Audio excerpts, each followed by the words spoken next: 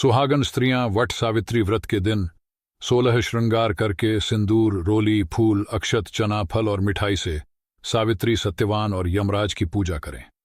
यह व्रत करने वाली स्त्रियों को चाहिए कि वह वट के समीप जाकर जल का आचमन लेकर कहे, ज्येष्ठ मात्र कृष्ण पक्ष त्रयोदशी अमुक वार में मेरे पुत्र और पति की आरोग्यता के लिए एवं जन्म जन्मांतर में भी मैं विधवा न हूं, इसलिए सावित्री का व्रत करती हूं। वट के मूल में ब्रह्म, मध्य में जरनादन, अग्रभाग में शिव और समग्र में सावित्री है। हे वट, अमृत के समान जल से मैं तुमको सींचती हूं। ऐसा कहकर भक्तिपूर्वक सूत के डोर से वट को बांधे और गंध, पुष्प तथा अक्षत से पूजन करके वट एवं सावित्री को नमस्कार कर प्रदक्षिणा करे। प्राचीन काल में मद्र देश में अश्वपति नाम के एक राजा राज्य करते थे। वे बड़े धर्मात्मा, ब्राह्मण भक्त, सत्यवादी और जितेंद्रिय थे। राजा को सब प्रकार का सुख था, किंतु कोई संतान नहीं थी। इसलिए उन्होंने संतान प्राप्ति की कामना से 18 वर्षों तक पत्नी सहित सावित्री देवी का विधिपूर्वक व्रत तथा पूजन, कठोर तपस्या की। सर्वगुण देवी सावित्री ने प्रसन्न होकर पुत्री के रूप में अश्वपति के घर जन्म लेने का वर दिया। यथा समय राजा की बड़ी रानी के गर्भ से एक परम तेजस्विनी सुंदर कन्या ने जन्म लिया। राजा ने उस कन्या का नाम सावित्री रखा। राजकन्या शुक्ल पक्ष के चंद्रमा की भांति दिनों दिन बढ़ने लगी। धीरे धीरे उसने युवावस्था में प्रवेश किया।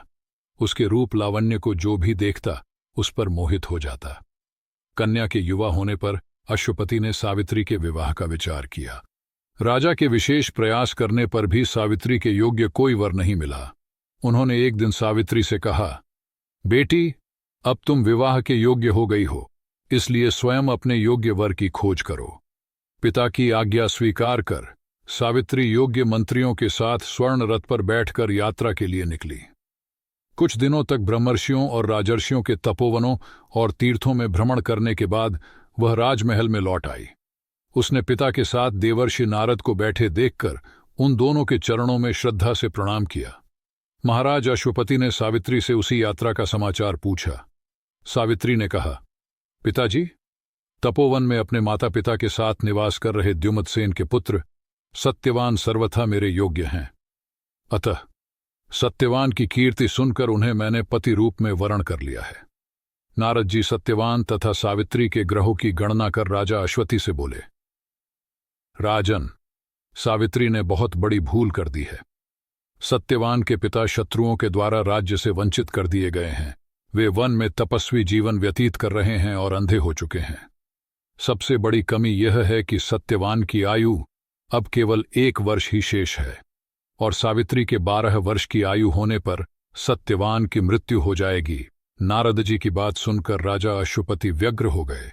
उन्होंने सावित्री से कहा, बेटी, अब तुम फिर से यात्रा करो और किसी दूसरे योग्य वर का वरण करो। सावित्री सती थी।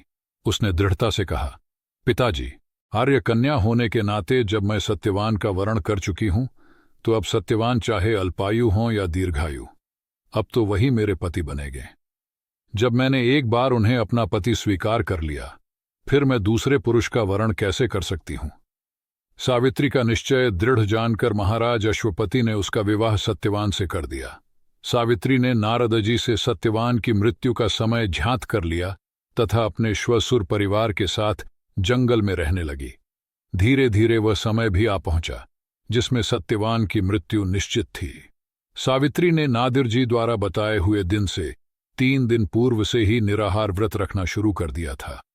नारद द्वारा निश्चित तिथि को पति एवं सास ससुर की आज्ञा से सावित्री भी उस दिन पति के साथ जंगल में फल मूल और लकड़ी लेने के लिए गई। सत्यवान वन में पहुंचकर लकड़ी काटने के लिए बड़ के पेड़ पर चढ़ा।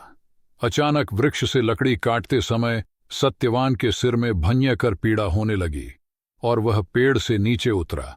सावित्री ने उसे बड़ के पेड़ के नीचे लिटाकर उसका सिर अपनी गोद में रख लिया। उसी समय सावित्री को लाल वस्त्र पहने भयंकर आकृति वाला एक पुरुष दिखाई पड़ा। वे साक्षात यमराज थे। यमराज ने ब्रह्मा के विधान के रूपरेखा सावित्री के सामने स्पष्ट की और सावित्री से कहा, तू पतिव्रता है, तेरे पति की आयु समाप्त हो गई है, मैं इसे लेने आया हूं। इतना कहकर देखते ही देखते यमराज ने सत्यवान के शरीर से सूक्ष्म जीवन को निकाला और सत्यवान के प्राणों को लेकर वे दक्षिण दिशा की ओर चल दिए। सावित्री भी सत्यवान को वट वृक्ष के नीचे ही लिटाकर यमराज के पीछे पीछे चल दी। पीछे आती हुई सावित्री को यमराज ने उसे लौट जाने का आदेश दिया। इस पर वह बोली, महाराज, जहां पति वहीं पत्नी, यही धर्म है, यही मर्यादा है। सावित्री की बुद्धिमत्तापूर्ण और धर्मयुक्त बातें सुनकर यमराज का हृदय पिघल गया।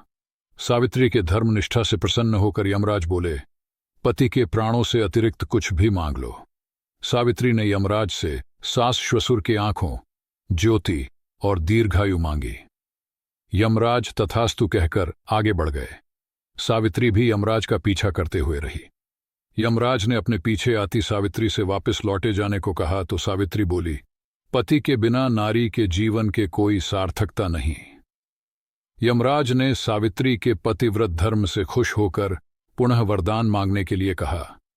इस बार उसने अपने श्वसुर का राज्य वापस दिलाने की प्रार्थना की।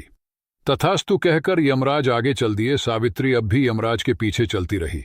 इस बार सावित्री ने 100 पुत्रों का वरदान दिया है, पर पति के बिना मैं पुत्रों का वरदान दिया है, पर पति के बिना मैं मां किस प्रकार बन सकती हूं?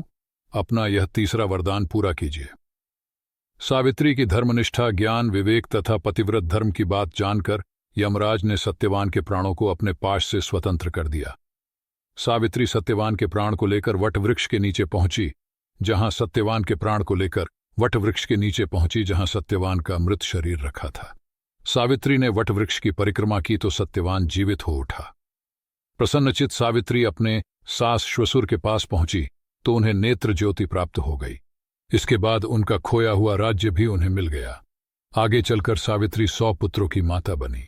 इस प्रकार सावित्री ने सतीत्व के बल पर न केवल अपने पति को मृत्यु के मुख से छीन लिया, बल्कि पतिव्रत धर्म से प्रसन्न कर यमराज से सावित्री ने अपने सास ससुर की आंखें अच्छी होने के साथ राज्य प्राप्त का वर, पिता को पुत्र प्राप्ति का वर और स्वयं के लिए पुत्रवती होने के आशीर्वाद भी ले लिया।